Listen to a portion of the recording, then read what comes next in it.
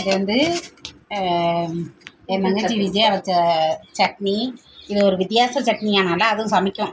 என்ன சொல்லுன்னு தேவை அது சொன்னோம் சட்னியை பற்றி. நான் வைக்க போகிறது இன்றைக்கி சட்னி தான் வைக்க போகிறேன். சட்னியில் வந்து இது கூட்டு சட்னின்னு நான் பேர் வச்சுருக்கிறேன். நீங்கள் எப்படி வேணாலும் பேர் வச்சுக்கிடுங்க.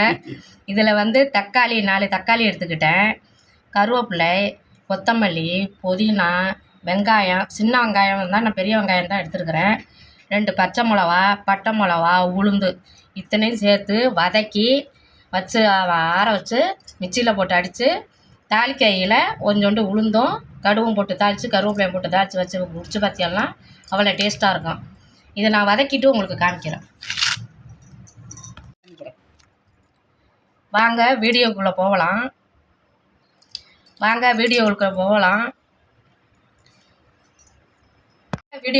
வதக்கிறத காமிக்கிறேன்ப்பா. சட்னி வதக்கிறதுக்கு கடாய் கோல்டு வின்னர் தான் நான் சேர்த்துக்கிறேன். நல்லெண்ணெய் இருந்தால் நல்லெண்ணெய் சேர்த்துக்கலாம்.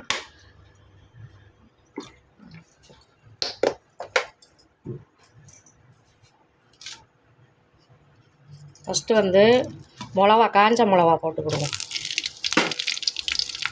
கொஞ்சம் வதக்கணுன்னா எல்லாத்தையும் ஒன்றா போட்டு தான் வதக்கணும்.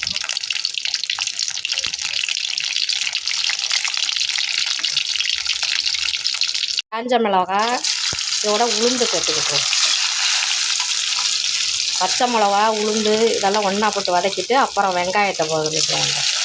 லேசாகிடணும். உளுந்து பச்சை சேர்த்தா ஒன்றும் செய்யாதா? கொஞ்சம் கதுமா கொஞ்சம் லைட்டாக பச்சை வாடை ஸ்மெல் இல்லாமல் வரும். அப்புறம் இந்த வெங்காயம்லாம் சேர்க்கையில் அந்த டேஸ்ட் நல்லா வரும். இப்போ வெங்காயம்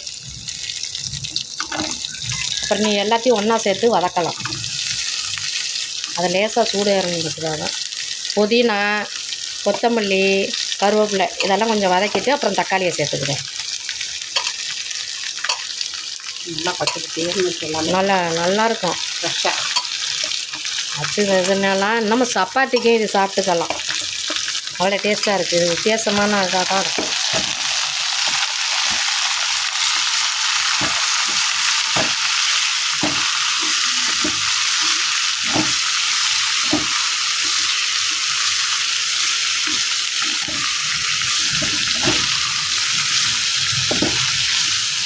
மிளகாய் வறுவல் நினைக்கிறேன். அது நல்லாயிருக்கும். அதில் ஒரு டேஸ்ட்டு. இதோட வதங்குறது உளுந்துலாம் இது நிறைய பேர் இருக்க இடத்துலையும் வைக்கலாம். சேர்த்து நிறையா பொருள் நிறையா சேர்கிறதுனால நிறையாவும் நினைக்கலாம். கொஞ்சம் கொஞ்சமாக இருக்கிறத வந்து மொத்தமாக சேர்த்து பண்ணுறோம். ஒன்று இருந்தால் ஒன்று இருக்காது இல்லை. இந்த மாதிரிக்கா இருந்துச்சுன்னா நிறைய பேருக்கு சேர்த்து பண்ணிக்கிடலாம். அது இப்போ தக்காளியை போட்டுக்கிறோம்.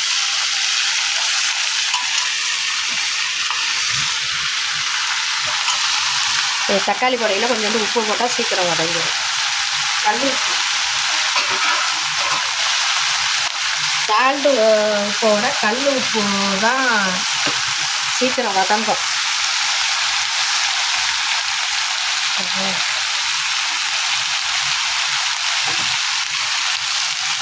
நம்ம டக்குன்னு சால்ட்டாக தான் போடுவோம்.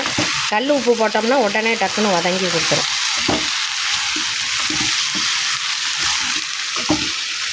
ஆனால் நல்லா வதங்கணுன்னா தான் இறக்கணும். ஆமாம், நல்லா வதங்கணும். தண்ணி அந்த தக்காளியெல்லாம் நல்லா இருக்கிற இடம் தெரியாமல் போகணும்.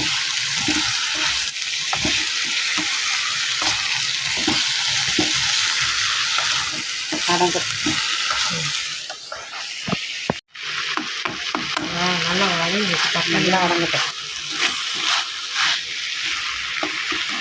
வதங்கினா தான் அந்த டேஸ்ட் வரும்.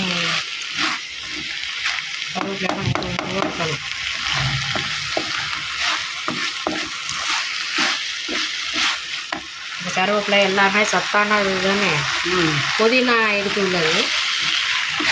புதினா புத்துணர்ச்சி சுறுசுறுப்பாக இருக்குமா புதினா சாப்பிட்டா.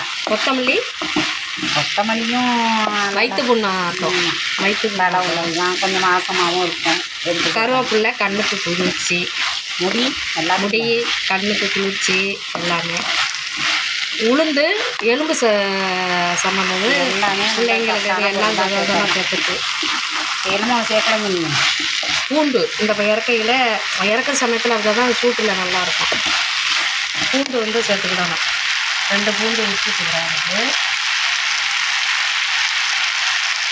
பூண்டு தான் இறக்க சமயத்தில் சேர்த்துக்கிடணும். கொஞ்சம் வதங்கட்டும்.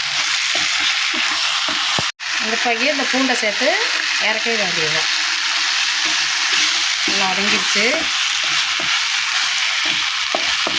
வதங்கினோடனே எவ்வளோ தெரிஞ்சு ஜாமான் வதங்கினோடனே கொஞ்சம்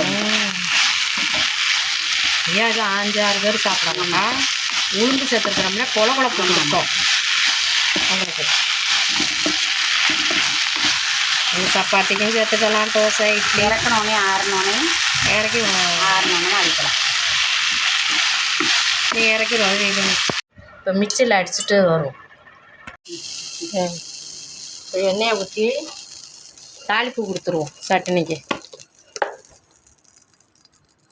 நாளைக்கு வதக்கி இருக்கிறோம், எண்ணெய் ரொம்ப வேண்டியதில்லை.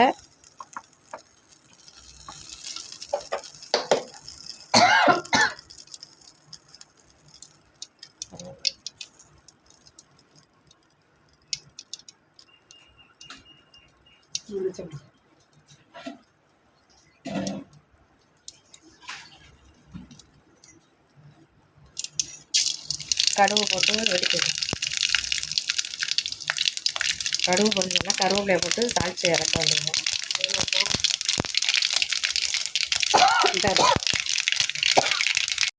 கருவேப்பிலை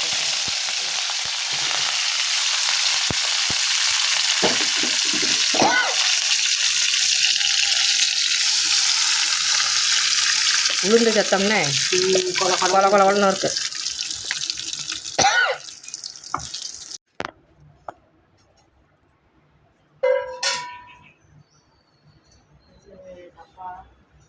சட்னி நல்லா வதக்கணும் தானே, அதனால் ரெடி ஆயிடுச்சு. இப்போ இறக்கி கொதிக்க வேண்டியது இல்லையா? இறக்கி காமிக்கிறோம்.